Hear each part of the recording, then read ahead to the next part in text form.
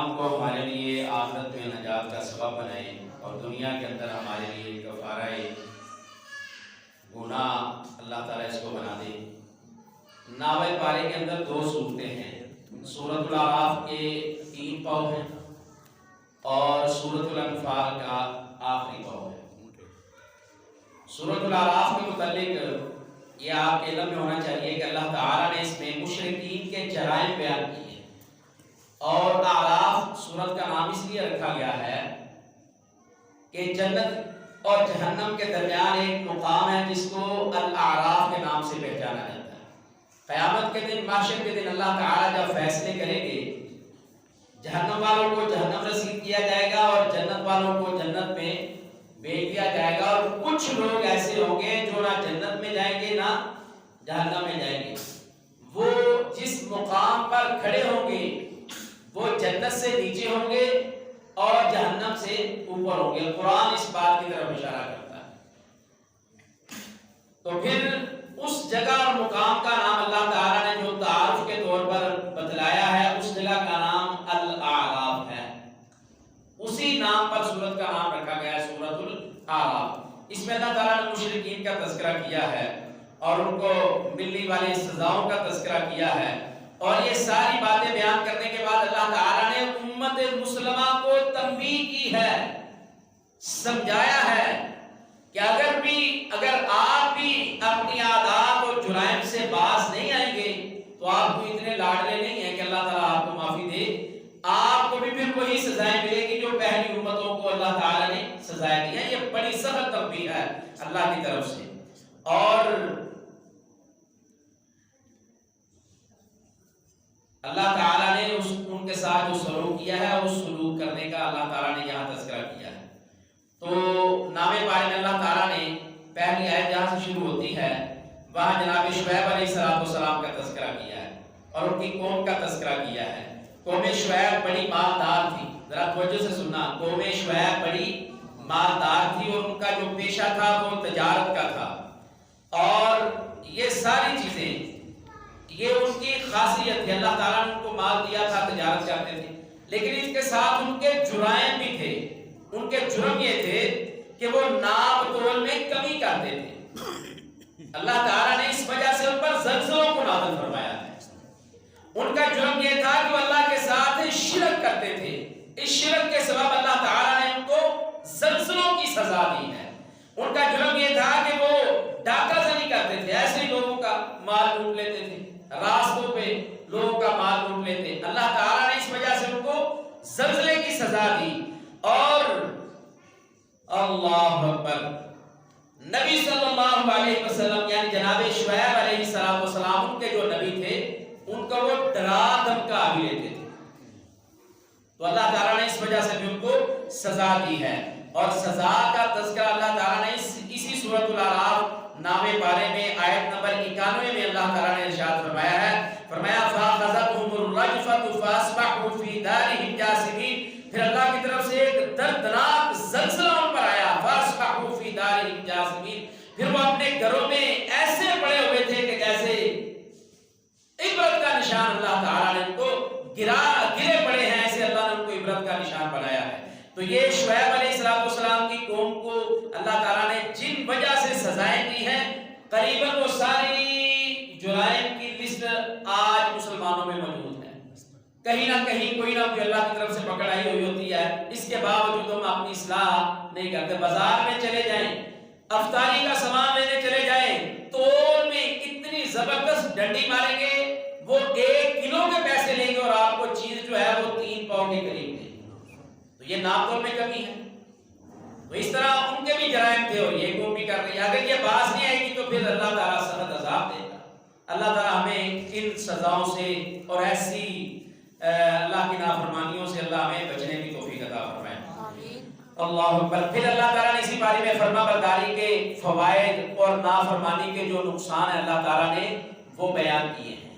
اللہ اکبر۔ آیت نمبر 96 آیت نمبر 99 میں اللہ تعالیٰ نے بیان کیا ہے، فرمایا وَلَوْ أَنَّ أَهْلَ الْقُرَىٰ آمَنُوا وَاتَّقَوْا لَفَتَحْنَا عَلَيْهِمْ لبرکات من السماء والارض، اللہ کہتے ہیں اگر یہ ایمان لے آتے بستی والے، یہ بستی والے ایمان لے آتے واتقوا اور اللہ تعالیٰ سے ڈر جاتے، لفتحنا علیہم برکات من السماء والارض، اللہ رب العزت کہتے ہیں پھر آسمان کے سارے برکتوں کے دروازے ہم اس قوم کے لیے کھول دیتے۔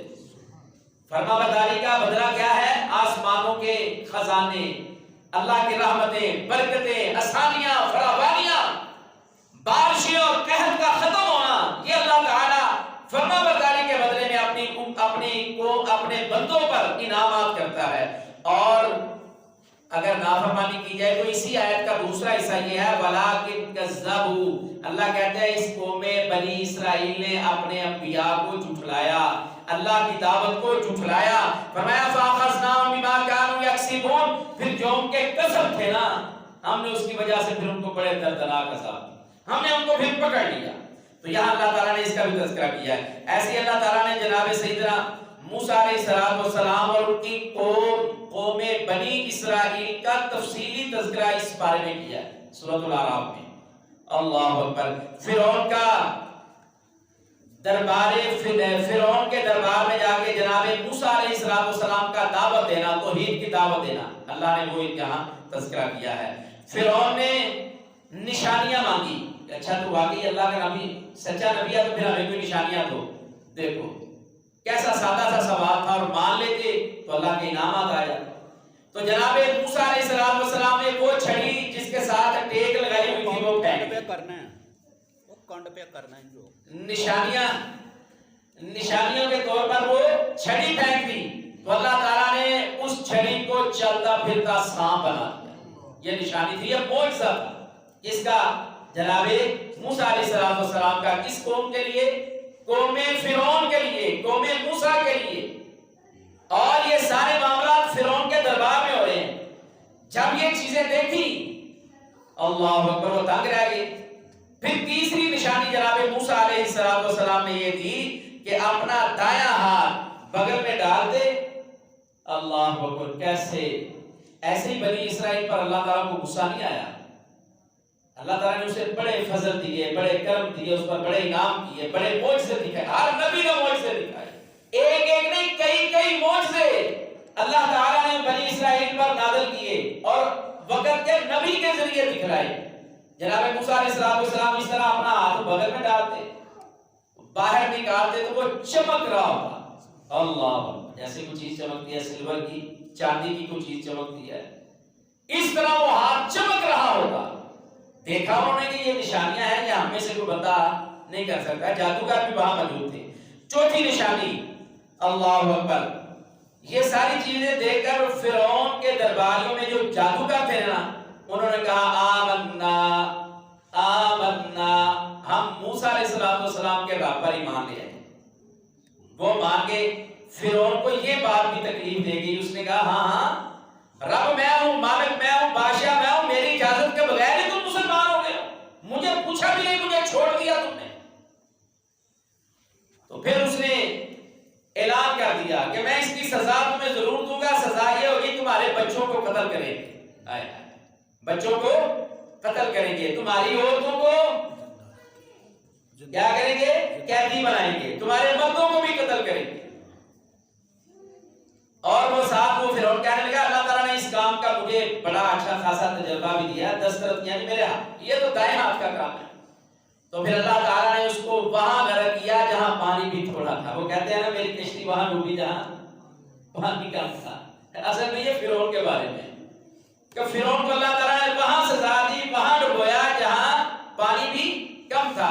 اسی دریا سے جناب موسیٰ علیہ السلام ان لوگوں کو ساتھ لے کر دربار فرعون سے جو کلمہ پڑھ کے مسلمان ہوئے تھے، جنہوں نے دیکھا کہ چھڑی پھینکی سانپ بن گیا، ہاتھ بغل میں دیا سفید چمکنے لگا، یہ سارے انہوں نے معجزات دے کر انہوں نے اعلان کر دیا کہ ہم موسیٰ علیہ السلام کے رب کے ساتھ ایمان لاتے ہیں۔ تو نتیجے میں جب فرعون نے کہا میں تے چھڑنے نہیں تو تواڈے تے باہر بھی نہیں چھڑنے تے تانوں بھی نہیں چھڑنا، بیبیاں تواڈیاں قید کر لینیاں، لوڑیاں بنا لینیاں۔ تو موسیٰ علیہ السلام وہ قوم کہنے لگی، جو مسلمان ہوئے لوگ کہنے لگے موسیٰ اب تیری بات مانی ہے تو اب تو فرعون ہمیں چھوڑے گا نہیں۔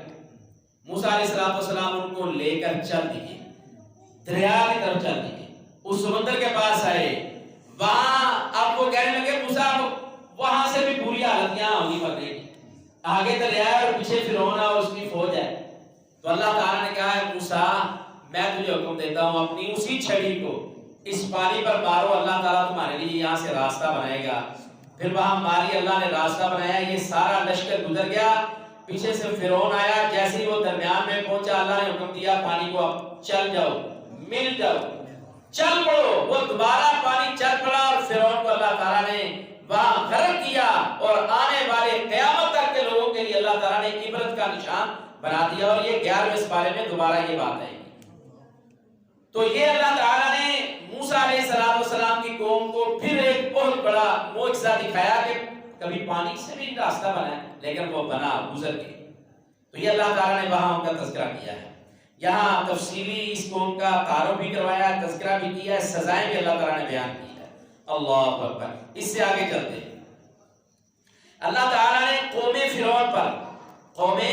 فرعون کی جو قوم تھی ان پر 7 عذاب، کتنے عذاب جی؟ 7 پے در پے، ایک کے بعد دوسرا عذاب، ایک کے بعد دوسرا، 7 عذاب اللہ تعالیٰ نے ان کو دیے، اور اس کا اللہ تعالیٰ نے قرآن کریم میں اس طرح انداز فرمایا، فَأَرْسَلْنَا عَلَيْهِمُ الطُّوفَانَ وَالْجَرَادَ وَالْقُمَّلَ وَالضَّفَادِعَ وَالدَّمَ آيَاتٍ مُفَصَّلَاتٍ فَاسْتَكْبَرُوا وَكَانُوا قَوْمًا مُجْرِمِينَ۔ یہ آیت نمبر 133 ہے سورۃ الاعراف کی۔ اللہ تعالیٰ نے ان پر جو 7 عذاب نازل کیے، پہلا عذاب یہ تھا کہ اللہ تعالیٰ نے ان پر قحط نازل فرما دی، بارش ختم، کھانے پینے کا علاج نہ جانوروں کے لیے نہ انسانوں کے لیے، ایک عذاب۔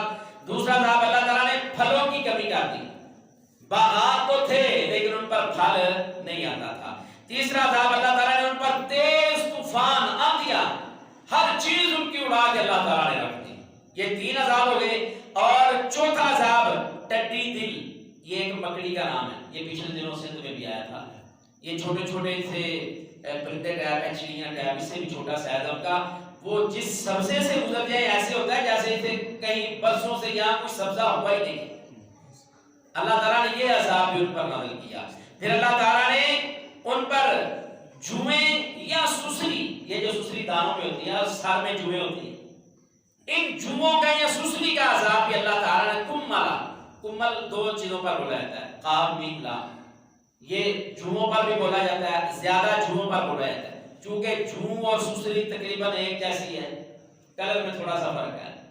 تو سسری انسانوں کو نہیں پڑتی، مال کو پڑتی ہے، اناج کو پڑتی ہے، اور جوئیں جو ہے وہ انسانوں کو پڑتی ہیں، وہ کھانے پینے والی چیزوں کو نہیں پڑتی۔ تو سزا کی عذاب تھا اللہ کی طرف سے۔ اور اگر اس کا منظر آپ اس طرح سمجھے کہ وہ کوئی بھی چیز کھانے پینے کی ہوتی، پکانے کی ہوتی، اس کے اندر جوئیں ہی ہوتی، تو یہ عذاب تھا بڑا سخت۔ کوئی چیز کہیں رکھتے اس میں بھی جوئیں ہی ہوتی، تو یہ اللہ تعالیٰ نے ان پر عذاب نازل فرمایا۔ اور چھٹا عذاب یہ ہے، اللہ تعالیٰ نے مینڈکوں کا عذاب ان کو دے دیا، ان کے گھروں میں، بستروں میں، بیڈ روموں میں، کھانے پینے کی چیزوں میں، ان کے کچن میں، ان کے ہر جگہ پہ اللہ تعالیٰ نے مینڈک پیدا کر، اور یہ بھی ان کے لیے بہت بڑا عذاب تھا۔ اور پھر 7واں عذاب یہ ہے، وَالدَّمَ آیَاتٍ مُفَصَّلَاتٍ، اللہ کہتے ہیں خون کا عذاب ہم نے ان پر نازل کیا۔ خون سر سے خون نکل رہا ہے، آنکھوں سے، ہاتھوں سے، جیب میں، کپڑوں سے، کھانے پینے کی چیزوں میں، پکانے والی چیزوں میں، برتنوں میں، رہنے کی، سہنے کی، بستر، سواریاں، ہر چیز خون ہی خون، ہر طرف خون ہی خون۔